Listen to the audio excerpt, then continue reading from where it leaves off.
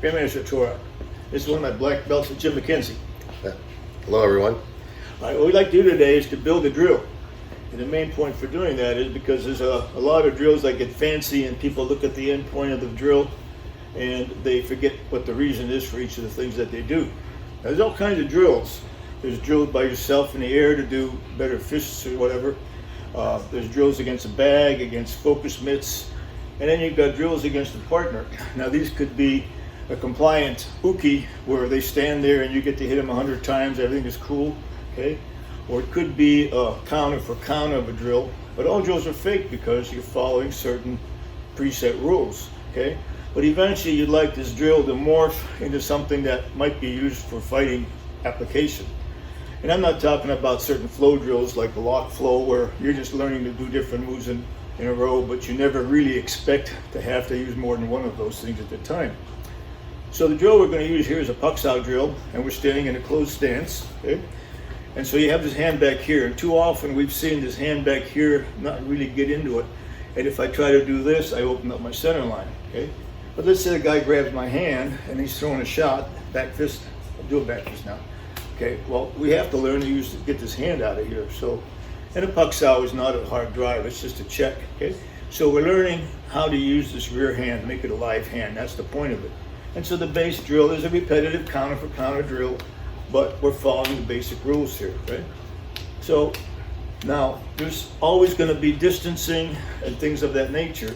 Obviously when I do the Pac Sao, I come forward, I do the back fist, I come back, okay?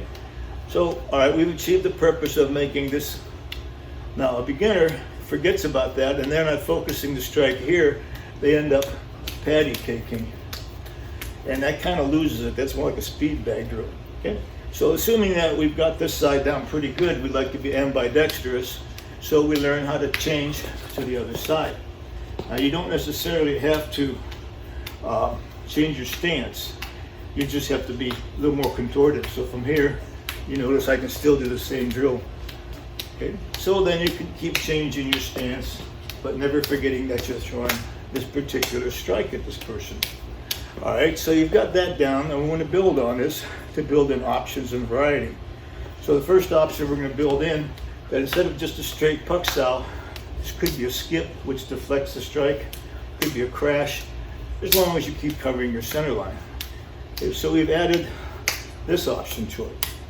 Okay, so from there, not all shots are coming at you like a back fist or whatever. So we're going to vary the angles of the strikes coming at you. So just whatever you want, Jim. Okay. So here we don't necessarily try to stop the attack. We just simply cut the angle of the line that's coming in. So it could be a variety of different strikes here.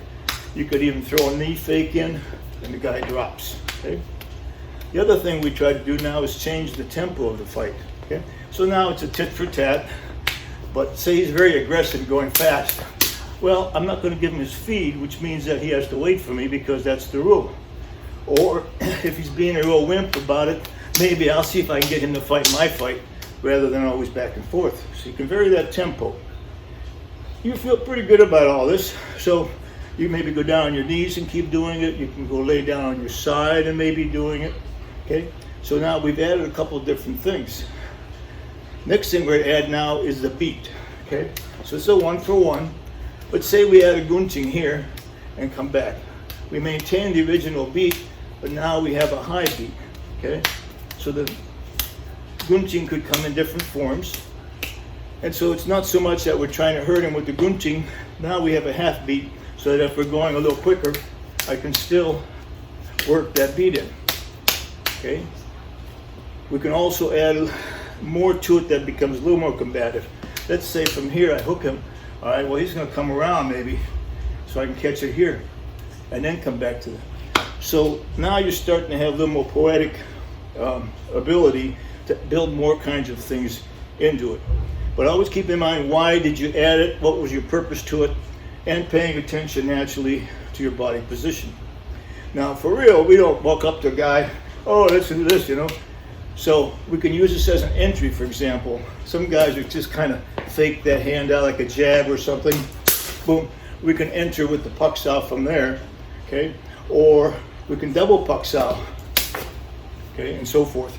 So now what we've done is we added a more combative elements to this that you can work on. So the point of this video was know why you're doing certain moves.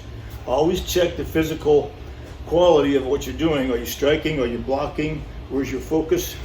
And then finally taking this drill up to its highest point, which would be that application. Thank you.